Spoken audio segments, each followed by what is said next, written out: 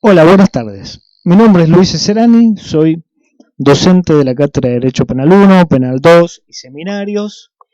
Y bueno, vamos a, en este primer cuatrimestre, tratar de desarrollar, en lo que a mí concierne, los delitos sexuales, los delitos contra el matrimonio y, finalmente, los delitos del orden económico y financiero. Hoy en concreto nos vamos a referir a los delitos sexuales y los delitos sexuales vamos a hacer referencia especialmente a algunas consideraciones particulares que tienen que no podemos dejar de soslayar. La primera de ellas tiene que ver con la producción de los delitos sexuales, es decir, los delitos sexuales, a diferencia de muchos otros delitos, como por ejemplo son los delitos contra la propiedad, los delitos contra la vida, los delitos contra la libertad, tienen la característica de que son cometidos en el ocultamiento. Esta característica que tienen de ser cometidos en el ocultamiento va a producir determinadas cuestiones atinentes a la prueba en el momento de ser efectivamente probados. De allí que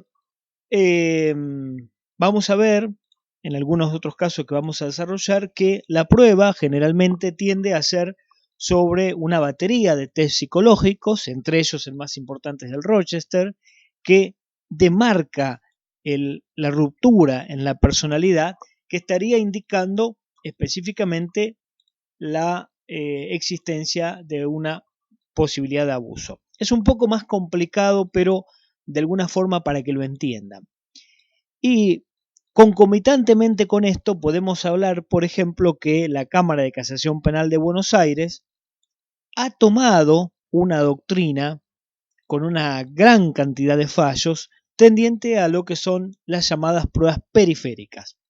Estas pruebas periféricas que tienen que ver con la existencia justamente de pruebas que, si bien no son el acto sexual que es constitutivo del delito, ¿no?, sino la existencia de otras pruebas circundantes que permiten aseverar la existencia del delito. ¿Por qué remarco esto antes de todo? Bueno, porque quizás si ustedes vienen con la idea de encontrarse con alguna especie de delito, un delito más de todos los que están contemplados en el Código Penal, se van a dar cuenta que acá es donde se produce una especie de bisagra, una especie de flexibilización en torno a los que son los conceptos jurídicos del delito. Vamos a comenzar hablando específicamente por el artículo 119, pero vamos a referir específicamente al bien jurídico protegido. ¿Por qué empezamos por el bien jurídico protegido? Vamos a empezar por el bien jurídico protegido porque sobre el bien jurídico protegido es una de las cuestiones que más hay discrepancias. Fíjense en ustedes que acá aparecen 4 específicos bienes. El primero es la libertad, vinculada estrictamente a lo sexual. El segundo, la sexualidad. El tercero, la intimidad. Y el cuarto, la autodeterminación sexual. Volviendo al primero de estos, la libertad. La libertad se vincula específicamente con la libertad sexual. Carlos Krau, por ejemplo, hablaba de que lo que se decía que se protegía en este tipo de delitos era la libertad que constituía la esfera de reserva sexual de la víctima y que el autor violaba justamente atacando su poder individual. Fíjense también que algunos autores hablaron de sexualidad y cuando hablan de sexualidad se están refiriendo a aquella esfera psicobiológica del hombre que constituye su sexualidad, ¿sí? Y que ante la acción delictiva de este sujeto estaría produciéndose el ataque a ese bien jurídico protegido. Otra corriente dice, bueno, no, lo protegido es la intimidad, ¿sí? La intimidad que tiene ese sujeto. Recuerden ustedes que la intimidad tiene una raigambre netamente constitucional en nuestro derecho, artículo 19 de la Constitución Nacional. Y finalmente uno que habla de la autodeterminación sexual.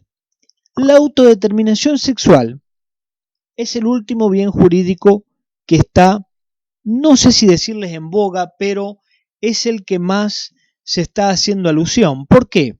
Porque es el bien que permite, en cierta manera, incluir a los otros. Es decir, es más abarcativo que el resto, más abarcativo que libertad, más abarcativo que sexualidad, más abarcativo que intimidad, ¿sí?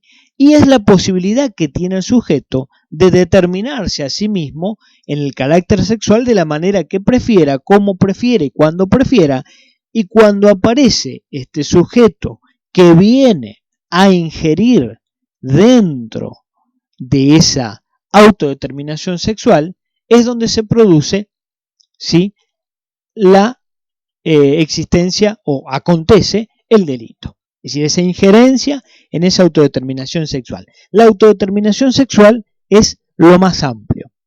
Por eso me parece preciso hablar primeramente de bien jurídico protegido.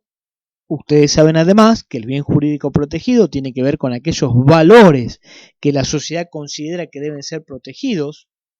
Esto no es nada nuevo, esto lo refleja muy bien Birnbaum cuando en la ley bávara en el año 1831 comienza todo el tema si el bien jurídico protegido tenía que ver con la afectación de una lesión o de un derecho, y Maurach lo habla muy bien, lo especifica muy bien, diciendo que los valores, digamos, los bienes jurídicos protegidos van sufriendo variaciones de acuerdo a lo que socialmente la sociedad va admitiendo como delito o no. Y fíjense ustedes, si ustedes miran el artículo 118 que preveía el adulterio como delito, hoy por hoy no es delito. ¿Por qué? Ni siquiera es causal de divorcio. Es decir, hoy por hoy la sociedad, si bien algunos podrán estar a favor del adulterio, otros no, pero lo cierto es que la sociedad ha dejado de considerar el adulterio como un delito.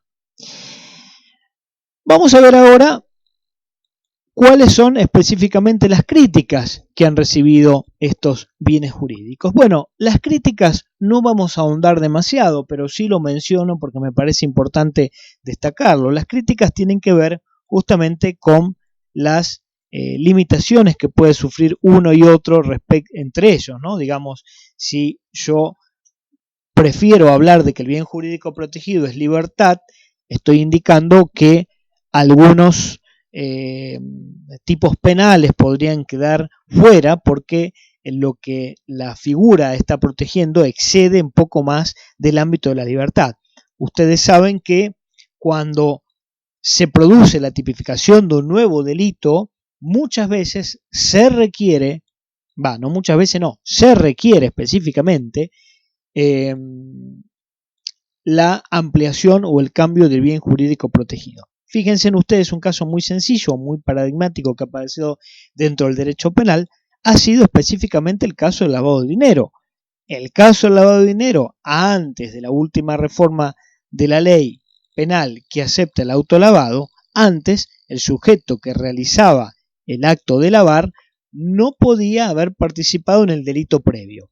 Cuando se incorpora el autolavado, es decir, que la persona que lava dinero también puede haber participado en el delito anterior, ese cambio implicó una modificación del bien jurídico protegido. Si no se hubiera efectuado ese cambio de bien jurídico protegido, el autolavado no podría haber sido receptado en el derecho penal. Volviendo, ahora sí, digamos, hablando específicamente del abuso sexual, o volviendo al nombrado artículo 119, lo que vamos a ver ahora es el abuso sexual simple. ¿Qué es el abuso sexual simple? El abuso sexual simple está específicamente radicado en el 119, primer párrafo. ¿Pero qué es el abuso sexual? Fíjense en ustedes, hay miles de definiciones, ustedes pueden tomar la definición que más les guste, la que más placentera les sea. Esto es una facultad, ustedes van a ser abogados, ustedes pueden elegir ver el concepto que quieran. Y fíjense en ustedes esto. Esta definición a mí me parece la más acertada porque habla justamente del bien jurídico protegido, que es autodeterminación sexual. Es un ataque a la autodeterminación sexual de la persona que por razones de edad, modo o situación no se encuentra en condiciones de acordar un trato sexual o bien éste les es impuesto sobre la base del empleo de violencia, coacción o intimidación o por la configuración de una situación de prevalimiento. Esta es de abuso, pero como les digo, hay miles de definiciones, ustedes pueden recurrir a la que les sea más placentera a su gusto. Hay otras definiciones, como les estoy marcando. Fíjense, ustedes acá tienen otras. Por ejemplo, Carlos Kreuz las define como todo acercamiento o contacto con el cuerpo del sujeto pasivo. Con sentido sexual, doctrina extranjera hablaba de un fin libidinoso, aún en los casos en que no media acercamiento con los órganos del autor, sino la mediación con instrumentos, acciones que son abusivas, por no mediar para los acercamientos o contactos el consentimiento del sujeto pasivo. Vayan prestando atención en algunas cosas que vamos a ver, algunas vamos a ver en esta figura y otras las vamos a ver en otra figura. En esta figura en concreto, fíjense en que habla de acercamiento o contacto con el cuerpo. Y otro elemento que tengan en cuenta es el consentimiento del sujeto pasivo que ya va apareciendo. Porque hay algunas figuras, como es el caso del estupro, que va a existir un consentimiento, ¿sí?, de la víctima, consciente el acto. Pero en ese caso, ese consentimiento, el derecho lo va a tener como no válido. Fíjense, anteriormente ahora, de que hablamos de abuso sexual simple, esto implicaba un abuso deshonesto. Por eso dice ahí que antes de la ley 25807 se consagraba el 127 del Código Penal y que era justamente esto del abuso deshonesto. ¿Y cómo se definía? Deben consistir, lo definía el maestro Soler, en acciones corporales de aproximación o tocamiento inverecundo realizados sobre el cuerpo de la persona, pues los actos deshonestos realizados sobre la propia persona en presencia de otro, pero sin que haya aproximación, podrán constituir el delito de exhibición. Vamos a ver cuál es la consagración legislativa que tiene el abuso sexual simple. ¿Dónde está consagrado? Como venimos diciendo, en el artículo 119, primer párrafo. Y acá vamos a hacer algunas consideraciones específicas. Vamos a ver. Dice, el que abusare sexualmente de personas de uno u otro sexo. La pregunta es, ¿qué es abusar? ¿Sí? Uno dice, la figura dice, abusar sexualmente de una persona, pero yo digo, ¿qué es abusar? ¿Qué es abusar? Hay varias definiciones. Fíjense en ustedes. Una definición dice ejecutar contra otra persona sin distinción de sexo actos corporales impúdicos, lascivos o libidinosos sin llegar al acceso carnal. Esta es de Sánchez Freite, pero fíjense que hay miles. Fíjense otra. Realizar actos corporales de tocamiento o acercamiento de carácter sexual con personas de una u otro sexo. Esta es de Dona. Otra. Consiste en un intercambio o contacto físico entre el autor y la víctima. Abuso. Y otra dice, el abuso debe ser objetivamente deshonesto, sin constituir acceso carnal, es decir, ha de ser un acto que pueda llevar significación sexual. Esta es de Soler, esta es más antigua, ¿sí? Porque Soler ya falleció y no ha tenido una modificación conceptual, la definición de abuso sexual. Por eso está orientada hacia el abuso deshonesto, que era la filmina que vimos anteriormente. ¿Pero por qué la coloco? La coloco porque, fíjense en la utilización de términos importantes para el derecho penal. Ya vamos a ver cuando hablemos de otros términos subjetivos que están en la figura que veíamos, que dice objetivamente deshonesto, ¿sí? Y algo importante de remarcar que está puesto en mayúsculas, dice sin constituir acceso carnal. ¿Por qué? Porque si hay acceso carnal, la figura ya no es de abuso sexual, sino que será de acceso carnal. Fíjense en los requisitos que tiene que tener este abuso simple? Primero, tiene que ser una injerencia arbitraria en la autodeterminación sexual del sujeto, ¿sí? Cuando se refiere a arbitraria significa algo que no estuviere consentido, y en el caso de que estuviere consentido, que no sea un consentimiento que el derecho considera no válido, como es el caso de un menor, que ya lo vamos a ver en la figura del estupro. Por eso tiene que ser arbitrario, es decir, que no tenga fundamento alguno, que no esté fundamentalmente ni legal, ni aceptado ese consentimiento, es decir, arbitrario. Una ausencia de acuerdo, volvemos a lo mismo, una ausencia de acuerdo, es decir, que no sea voluntario, y si lo hay, que el mismo sea ineficacia del mismo. Fíjense en estas dos últimas cuestiones, que sea ausencia de sometimiento gravemente ultrajante y que sea ausencia de acceso carnal. ¿Por qué? Porque ustedes tienen que imaginarse, cuando uno habla del artículo 119, una construcción de forma piramidal. Entonces, imagínense en una pirámide. En la base de esa pirámide van a poner el abuso sexual simple, en la base. En el medio van a poner el sometimiento gravemente ultrajante. Y en la punta de esa pirámide van a poner el acceso carnal. ¿Qué quiero explicar con esto? Muy sencillo. Que en la medida en que yo tenga alguno de las cuestiones que están en el medio, es decir, gravemente ultrajante, o en la punta, acceso carnal, no voy a tener abuso sexual simple. Es decir, abuso sexual simple voy a tenerlo abajo, si no tengo gravemente ultrajante ni acceso carnal. Si yo tengo cualquiera de esos dos elementos, no voy a poder hablar de abuso sexual simple. Pero fíjense en una cosa que vamos a volver a ver, y es específicamente los medios comisivos.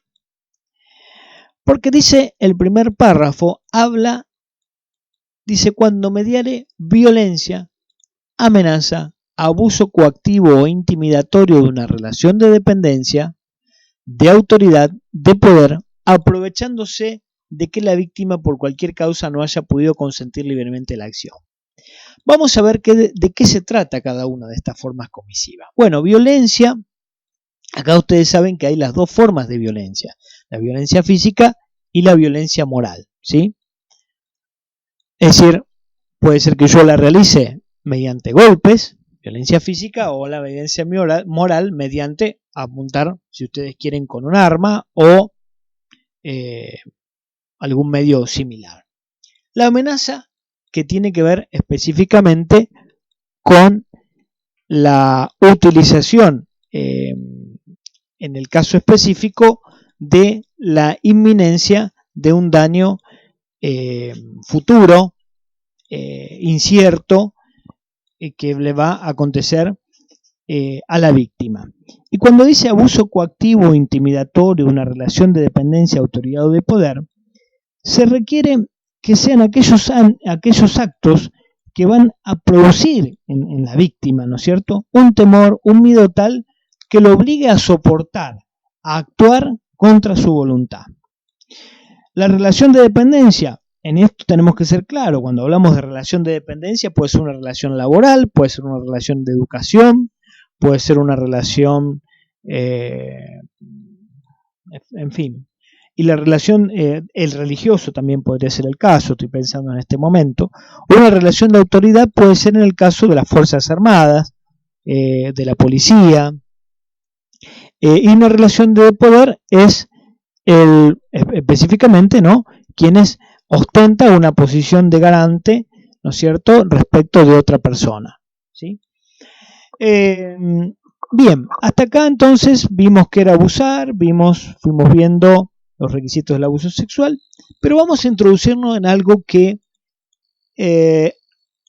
lo voy a contar porque hay fallos respecto de esto, si hay abuso sexual sin contacto físico. Es decir, vimos hasta acá que específicamente abusar era la realización de actos, pero hubo un par de fallos en los cuales se adujo esta posibilidad.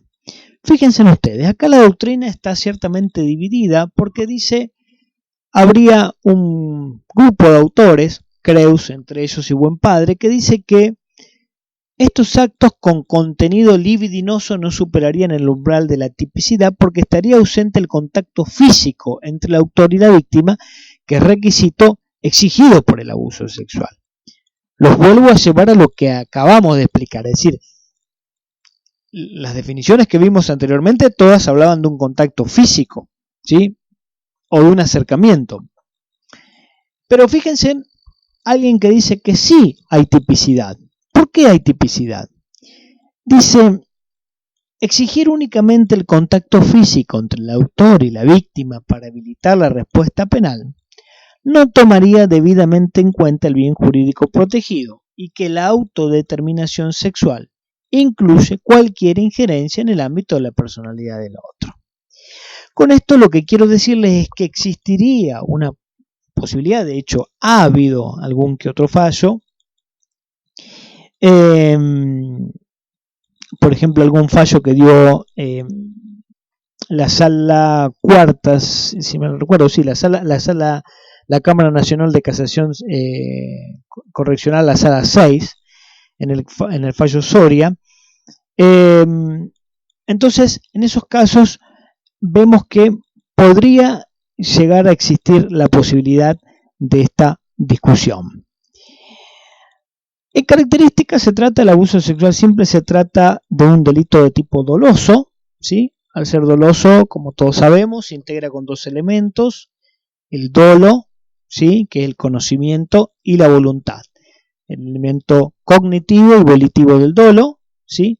Pero fíjense ustedes que yo acá hablo de estos dos integrantes porque vamos a ver ahora que hay otra cuestión en discusión que tiene que ver con el ánimo libidinoso del autor. Es decir, es un plus subjetivo, es decir, además de ese dolo compuesto por el elemento volitivo y cognitivo, si yo requiero además otra cosa más, que es el ánimo libidinoso del autor. Pero ¿dónde estaría la cuestión? La cuestión estaría que si yo tengo o tomo en cuenta este ánimo libidinoso del autor, yo tengo que probar el dolo, que sería conocimiento y voluntad, más este ánimo libidinoso del autor. Con lo cual, fíjense, por eso yo les comencé hablando específicamente a ustedes de la prueba de los delitos sexuales, del ocultamiento que tienen los delitos sexuales, y cuanto más difícil sería probar este ánimo, ¿sí? Es decir, no solo ustedes tendrían que probar la existencia del delito, sino también este ánimo. Y acá hay dos corrientes. La primera, la negatoria, dice que no puede exigirse en la conducta de la gente una intención especial. Lo importante para esta corriente es la significación objetiva del acto, es decir, si tiene sentido sexual o impúdico. No interesa la finalidad de la gente al realizarlo. Es decir, voy a tomar en cuenta si el acto en sí tiene significación objetivamente sexual o impúdico. ¿Sí? No me interesa lo que la gente pensó, si tenía un ánimo libidinoso o no. Es otra cuestión. Y la corriente afirmativa, que dice que, además del dolo, debe exigirse el ánimo libidinoso en el autor en el momento del acto. Yo verdaderamente me inclino, y creo que la corriente, la cátedra también de hecho lo hace, con el tema de la corriente negativa. Vamos a ver ahora el abuso sexual gravemente ultrajante. Volvemos otra vez a ese gráfico que yo les había comentado, esta base, esta pirámide, en la base ubico a los delitos, al abuso sexual simple, en el medio que es el abuso sexual gravemente ultrajante, y más arriba el abuso sexual con acceso carnal. Vamos a ver este que estaría ubicado en el segundo párrafo del 119. Fíjense en ustedes lo que dice. Será reprimido con pena de 4 a 10 años de reclusión o prisión cuando el abuso, por su duración o circunstancias de su realización, hubiere configurado un sometimiento sexual gravemente ultrajante para la víctima. Fíjense ustedes, acá dice núcleo ontológico de la figura. Me refiero, cuando digo ontológico, a qué es lo que lo sostiene a esto. Y vamos a ver que lo que lo sostiene específicamente es esto de la duración o circunstancias de realización. ¿Qué significa esto? Lo que hace alusión es que la duración de ese abuso sexual, que tomado en consideraciones podrán ser actos realizados sobre el cuerpo de la persona, sean prolongados en el tiempo. Es decir, cuando digo duración, que sean prolongados en el tiempo. Y las circunstancias de su realización hace alusión a cómo han sido realizados. Puede ser que se han sido realizados con la mano, con un instrumento, o como a ustedes se les ocurra, pero hace a esas dos cuestiones, la duración en el tiempo o las circunstancias de su realización. Pero eso a su vez, cualquiera de esas dos cuestiones, sea por la duración o por las circunstancias de realización, consistan en un sometimiento gravemente ultrajante para la víctima. Y este es un verdadero problema para el derecho penal. ¿Por qué? Porque el sometimiento, cuando dice sometimiento, se está refiriendo a que esa persona ya no sea una persona, la víctima no sea una persona, sino que pase a ser una cosa, pero cosa de carácter sexual. Mi cosa, la cosa que yo cosifico, la persona que yo cosifico y sobre la cual voy a realizar los actos sexuales, ¿sí? Pero que a su vez esos actos sexuales sean gravemente ultrajantes. Y esto es un verdadero problema, porque ese término gravemente ultrajante, que no es nacional, sino que ha sido importado de la doctrina española, es lo que ha verdaderamente generado grandes ríos de doctrina y de jurisprudencia, porque lo que puede ser gravemente ultrajante para uno puede no serlo para el otro. Fíjense en ustedes, si yo abuso de una nena de 3 años durante 10 años, ¿es más grave que si yo abuse de una de 10 años durante un mes o de 10 años durante un año? Es decir, no hay parámetros. Por eso, esto les retrotraigo a esa fórmula que leímos hace un momento de Soler, ¿no? Que la pueden volver hacia atrás y ver tranquilamente, donde dice que habla de objetivamente, de actos objetivamente, porque esta fórmula, gravemente ultrajante, roza lo que es la moral en el derecho. Y en derecho penal, mis estimados alumnos, que nosotros hablemos de estas consideraciones, tienen mucho que ver con afectar el principio de legalidad, el de tipicidad y el de reserva. Y esto de dejar librado al arbitrio del juez que determine qué es grave y qué no es grave, también está cuestionado. Sinceramente, porque además lo que puede ser grave para uno no puede ser grave para el otro. Como les dije hace un momento, ¿cuál es la diferencia? ¿Qué es más grave? ¿Abusar de una nena de 10, de una de 3, durante un mes, durante 10? No lo sé. Ustedes podrán decirme, pero mire, una hace 10 años que la abuse y la otra la abusó un año. Sí, puede ser. Pero quizás le quedó más registrado a la de 10 años que de repente se ve sometida a un acto sexual y no a la de 3 que se acostumbró durante 10 años. O sea, hay variables para todo. A lo que apunto es que esto de dejar la consideración de qué es grave en el derecho, de esta manera, sin un elemento taxativamente objetivo, es verdaderamente complicado. Porque no hay parámetros, vuelvo a insistir, qué es más grave y qué es menos grave. Depende cómo uno lo quiera mirar, ¿sí? Pero ¿qué hay de bueno? En todo esto hay algo bueno. Bueno, lo bueno es que volvemos a la misma base de lo que expliqué antes. Si yo hablo de un abuso sexual simple, no, o sea, voy a excluir que es algo gravemente ultrajante si tengo un abuso sexual simple, la base de la pirámide, y si no tengo acceso carnal.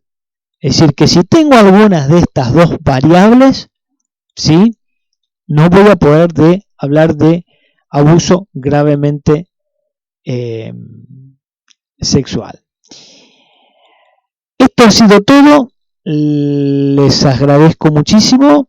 Espero que hayan podido comprender estos dos tipos penales. Vamos a seguir en la próxima clase con el resto de los delitos. Y cualquier pregunta que tengan, cualquier sugerencia, cualquier cosa que no entiendan, me lo comunican. Y si no, más de uno tiene también, hasta creo que mi WhatsApp anda dando vuelta por ahí, me puede mandar y tranquilamente le puedo explicar lo que no entiendan. No se queden con dudas, porque es demasiado difícil dar clase de esta manera, y mucho más difícil va a ser si encima se quedan con dudas. Así que a sus órdenes. Les mando un saludo.